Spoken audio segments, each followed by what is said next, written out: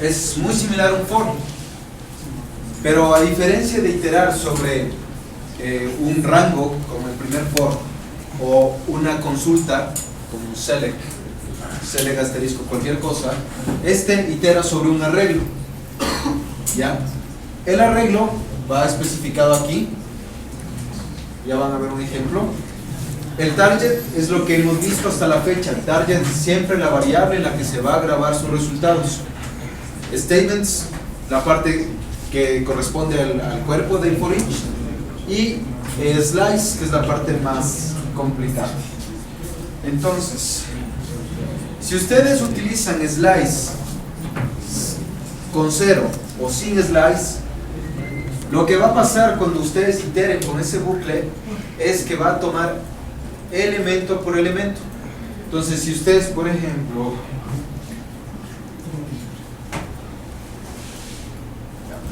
tienen este arreglo, todo este arreglo es un arreglo bidimensional, y en cada una de las filas tienen 3 columnas, entonces es simplemente una matriz. Cuando ustedes ponen slice 0, lo que pasa es que va a tomar primero este elemento, este elemento, este elemento, este elemento, este elemento, este elemento. Por ende, la variable target va a ser de tipo entero. ¿Ya? Ahora,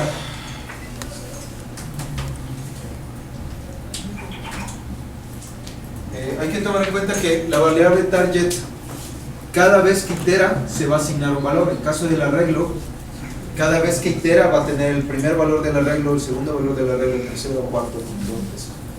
Y obviamente estos son visitados en la forma en la que se almacenaron. No es que van a ir de una dirección a otra, sino van a ir en el orden en el que se grabó. Un ejemplo de esto es, por ejemplo, ustedes reciben un arreglo de enteros y quieren iterar sobre este arreglo. Y lo que están haciendo aquí es sumar cada uno de los valores de este arreglo en esta variable int, y cada vez que iteran le van asignando ese valor, ese valor, ese valor a ese, y después devuelven ese. Es un entero. Entonces, en este caso, como no definieron slice, es slice 0, entonces se va a ir por cada uno de los ítems del arreglo en vez de irse por partes. Obviamente el target no puede ser no necesariamente es un int, puede ser también un tipo record, depende de cómo se necesite. Pero, ahora, si ustedes utilizan un slice que sea diferente de 0, que sea 1, 2, 3, 4, lo que sea, lo que va a hacer for each es generar cortes de ese arreglo para poder trabajar. En este caso, el slice tiene que ser una constante, no pueden poner una variable ahí. Y la variable ya no va a poder ser un tipo entero, sino va a ser un arreglo. ¿Qué es lo que pasa aquí? Ustedes tienen este arreglo, pero ahora slice es igual a 1. Fíjense lo que muestra el raise notice, por si acaso. Cuando usan raise notice, el resultado se va a mostrar en mensajes, no se va a mostrar en resultados. Así que si cuando hagan el tercer ejercicio, que van a necesitar usar raise notice, el resultado les va a aparecer en mensajes. Ahora, fíjense lo que pasa. Puse slice 1. En vez de devolverme ítem por ítem, ¿qué pasó? Me devolvió toda la fila. Toda la fila, toda la fila, toda la fila. ¿Qué pasaría si pongo slice 2 en cambio? No me devolvería solo la primera fila, sino me devolvería 1, 2, 3, 4, 5 y 6. Y eso es lo que me aparecería en la segunda fila. Y así sucesivamente. Entonces lo que está haciendo es cortar el arreglo en cuantas dimensiones ustedes quieren. Ahora, esto ya lo habíamos hecho algunas veces, pero vale recalcar que esto es necesario ya cuando se empiezan a crear funciones más complejas. Por defecto, cuando un error ocurre, así como en cualquier lenguaje de programación, si ustedes no capturan el error, hasta ahí llega. Les da algún tipo de error, puede colgarse el programa en caso de que fuera un .NET, el C# o cualquiera de esos. Para poder capturar, lo que ustedes necesitan es un bloque begin exception. El bloque begin exception es esto: begin, donde estábamos trabajando antes; exception, donde vamos a capturar; y end, que es el end del begin. Exception va a tener estas partes que dicen when, ¿qué se basa en especificar qué tipo de error detectamos? En este caso, la condición especifica qué tipo de error vamos a detectar.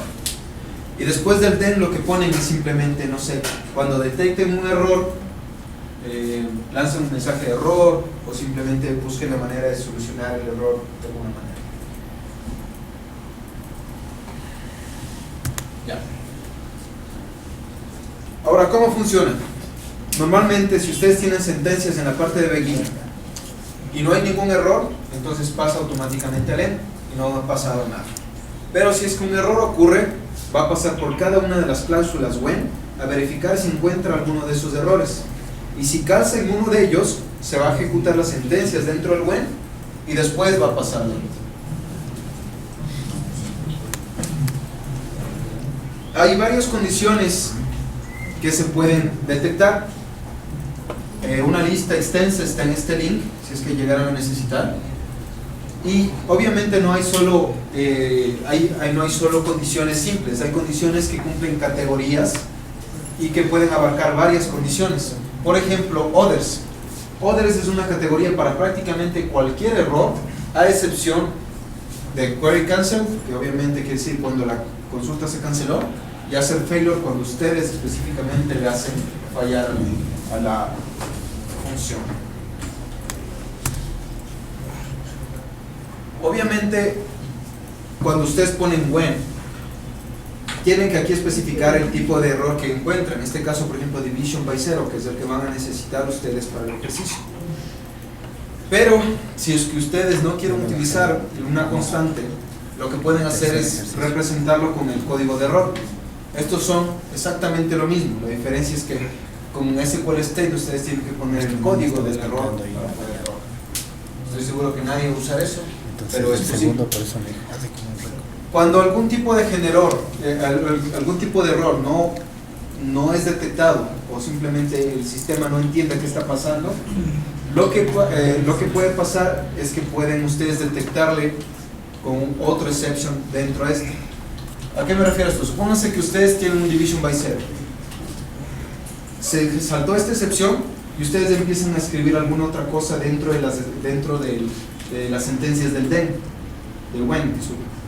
Empiezan a escribir las sentencias y ahí en esas sentencias se les genera otro error. Para poder capturar ese otro error dentro del when, tienen que utilizar otro block exception.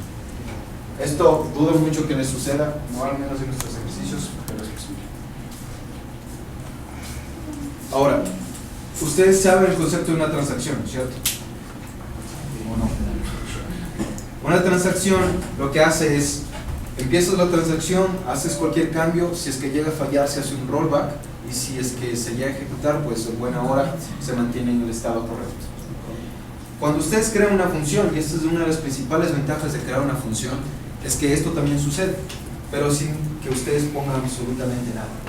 Si por ejemplo ustedes ponen un update a una tabla y después generan un error, por ejemplo la división para cero, cuando esto es detectado se va a hacer un rollback del update y se va a mantener la base de datos en el estado previo a la ejecución de la función. Y esto obviamente es importante porque ustedes creen funciones que inserten, que eliminen, que actualicen, cualquier tipo de cosas y se genera algún tipo de error dentro de la función. Ahora, hay veces que es importante saber más información acerca del error. Hay varias formas de hacerlo. La primera es utilizando variables especiales, en este caso SQL State y SQL Error. SQL State es el que tiene el código del error y SQL Error es el que tiene el mensaje del error. Ahora, obviamente no es la única opción, la otra es utilizar GetStarted Diagnostics, que tiene esta estructura. Y para ver cómo funciona esto,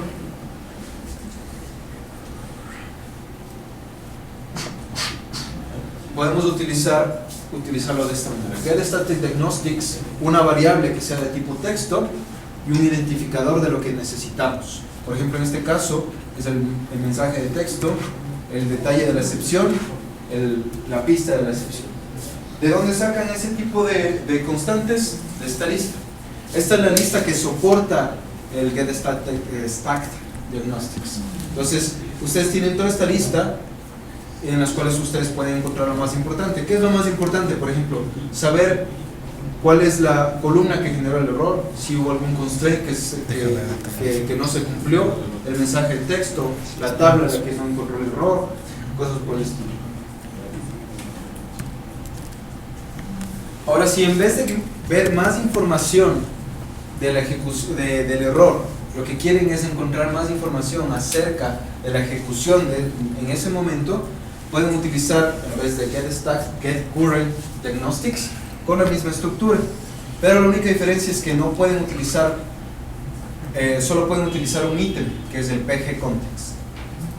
Entonces, cuando ustedes ejecuten, por ejemplo, cuando ponen begin getDiagnostic pgContext, esto es lo que les va a mostrar, simplemente la información acerca de esa ejecución. Ninguna de estas cosas es tan importante como esta parte de aquí, y esto es importante porque cuando ustedes desarrollen este tipo de funciones en el ámbito laboral, si ya no lo hacen, principalmente lo que necesitan, como en cualquier otro algoritmo, es eficiencia, eficacia y que funcione. ¿Cómo saben que una función se está ejecutando bien, que se está ejecutando rápido, que no se demora, que cuántas filas devuelve? Es utilizando esta función. Explain, analyze, select y el nombre de su función les va a devolver detalles como el tiempo de ejecución, el tiempo de planificación, si es que está planificada la función y está cachada, el resultado, cuántas filas devolvió, costo, si se utilizó bucles, todo ese tipo de información aparece ahí. Y es de vital importancia cuando desarrollan funciones, porque cuando ustedes crean una que es extremadamente pesada, ustedes tienen que buscar la manera de utilizarla, porque si no, simplemente eso no puede funcionar. Bien, no me cansé de hablar. Tienen que hacer este de aquí, prácticamente solo escogen la función que ustedes prefieran y utilizan la función explain analyze para verificar qué les da. Este simplemente es para que se den cuenta del tipo de información que les da, nada más. El siguiente ejercicio es, van a crear un for que itere por sobre todos los inmuebles y vaya sumando el precio venta. Yo sé que ustedes pueden hacer un select zoom de la columna y les va a dar el resultado, pero lo que necesito es que utilicen un for utilizando una consulta. Entonces sería for la variable target in la consulta select asterisco la y de ahí ponen las sentencias para poder sumar. Entonces obviamente van a necesitar dos variables. La primera sería una variable tipo record, la segunda sería la variable para poder sumar. Yo les voy a escribir la estructura cómo debería quedar y cuál es lo que tienen que devolver, y de ahí ustedes trabajan sobre ello.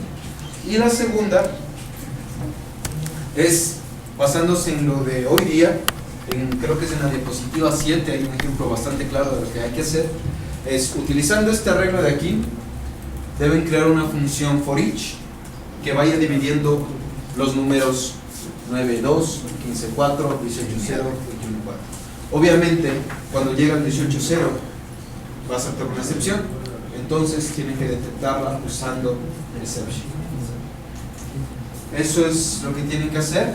Y por favor, no tienen que devolver nada, esta función no devuelve nada, igual voy a poner la estructura de esta función, devuelve void, y lo que hacen es utilizar raise notice para mostrar el resultado de la división de cada uno de los números. Bueno, se acaba, son libres.